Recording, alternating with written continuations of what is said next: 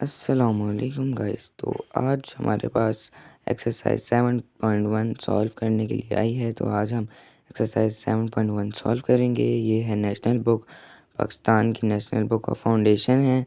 और इसका पहला क्वेश्चन है, find the distance between each pair of point. ठीक है, ये है क्वेश्चन नंबर 1। -2, 1 एंड 5 और 1। तो इसको अभी हम सॉल्व करेंगे। ये आप देख सकते हैं क्वेश्चन -2, 1 एंड 1/5। इसको हम फार्मूला लगा के सॉल्व करेंगे। तो गाइस अभी हमने ये लिख लिया है। तो -2, 1 एंड 1/5 हमने इसको लिख लिया और ये हमने ना ग्राफ भी बना लिया है। ये आप ग्राफ देख सकते हैं। तो अभी हम पहले यहाँ पे छोटा सा लिख लेते हैं x1 y1। ये हम लिखते हैं y1 हमने लिख लिया है। ये x1 है, ये y1 और यहाँ पे लिखा है हमने x2 और ये होता है y2। तो गाइस ये अभी हमने लिख लिया है। तो हमने सबसे पहले जो ये x1 और ये y1 ये इसमें ग्राफ से पहले निकालना है। ग्राफ ऐसे ज़रूरी तो नहीं हो सकता कि आप वहाँ पे पेपर में लिखें, लेकिन ये प्रेजेंटेशन आप अच्छी बनाने के लिए कर सकते हैं। तो यहाँ पे सबसे पहले x1 है, तो ये x1 है, तो ये हमने पहले पॉइंट बना लिया x1 का -2।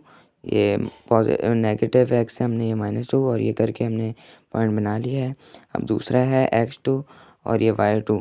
तो ये पॉजिटिव x है और पॉजिटिव y है, तो हमारा ये अब पॉइंट बनेगा ये 5 के सामने।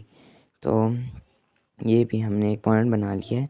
ये आप भी बना सकते हैं अगर आप पेपर में लिखें। वैसे ये ज़रूरी नहीं होता कि आप लिखें, लेकिन आप लिख सकते हैं। तो हमने ये पॉइंट बना लिया। अब ये पॉइंट और दूसरा x1 का और y1 का और x2 और y2 का ये जो पॉइंट है ना, इसमें जो डिस्टेंस है ये हमने फाइंड करना है। तो सबसे पहले इसका फाइंड करने के लिए फार्मूला लिखेंगे हम, जो कि है d = अंडर रूट हम लिखेंगे। ये देखें अंडर रूट हमने लिख लिया।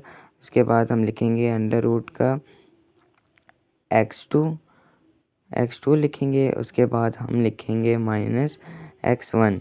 ठीक है, स्क्वायर। ठीक है, इसका हम लिखेंगे स्क्वायर। यहाँ पे हम लगाएंगे प्लस का साइन, प्लस उसके बाद लिखेंगे y2। सबसे पहले हम लिखेंगे y2 -y1। ठीक है, ये y1 और इसका भी स्क्वायर आएगा। ठीक है, ये अंडर रूट के इसमें लिखना है, या फार्मूला आप अपने पास भी लिख सकते हैं, या फार्मूला देख लें। ये हमने अब फार्मूला लिख दिया। अब डायरेक्ट हम इसमें वैल्यू पुट करेंगे। तो सबसे पहले डी तो वैसे ही आ जाएगा जैसे था डी का, क्योंकि हमने फाइंड करना डिस्टेंस। अब x2 की जगह हमने लिखना है 1। ये ऊपर मैंने छोटा सा लिखा था x1। ठीक है, उसके बाद यहाँ पे आ जाएगा -2। सबसे पहले हम फार्मूले वाला माइनस लिखेंगे, उसके बाद -2 लिखेंगे, क्योंकि फार्मूले में था इसलिए हमने ये लिखा है। ये माइनस ये था फार्मूले का। ठीक है, और ये वाला -2 इसमें, इसलिए हम इसको ऐसे लिखेंगे ब्रैकेट में। ये आपको समझ आ गई तो आप देख लीजिएगा। ऐसे क्वेश्चन होंगे तो ऐसे ही करेंगे। इसका हम लिखेंगे स्क्वायर और अंडर रूट भी लगाएंगे और बीच में प्लस का साइन। वैसे ही बस वैल्यू हम सारों की पुट कर रहे हैं। तो अब ये था y2 क्या था, 5 था। तो y2 हमने 5 लिख दिया। उसके बाद माइनस का साइन लगाएंगे और लिखेंगे 1। तो अब ये हमने लिख लिया 1 का स्क्वायर और इसको हम ले लेंगे इसका अंडर रूट। ये फार्मूला है। तो अब हम बस डायरेक्ट इसको बस इसमें कैलकुलेशन करेंगे। आप कैलकुलेटर से कर सकते हैं, वैसे तो ये आराम से हो सकता है। तो सबसे पहले अभी हम लिखते हैं इसमें d = ये हम था 3 आ जाएगा, 1 - 2 और ये माइनस का साइन था, तो ये आ जाएगा अंडर रूट। सबसे पहले लगाएंगे हम, उसके बाद इसमें हम लिख देंगे 3 लिखेंगे ब्रैकेट में। अगर आप वैसे लिख सकते हैं 3 भी लिख सकते हैं डायरेक्ट, और लेकिन अपने स्टेप बढ़ा के लिखने।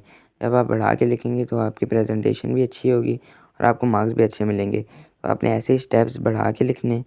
तो अब d = यहाँ पे लगाएंगे 3 लगा लेंगे। पहले 3 लिखा, उसके बाद इसका स्क्वायर ले लिया, माइनस लिखा, ओ प्लस लिखा, सॉरी प्लस लिखा, यहाँ पे 4 और इसका अंडर रूट।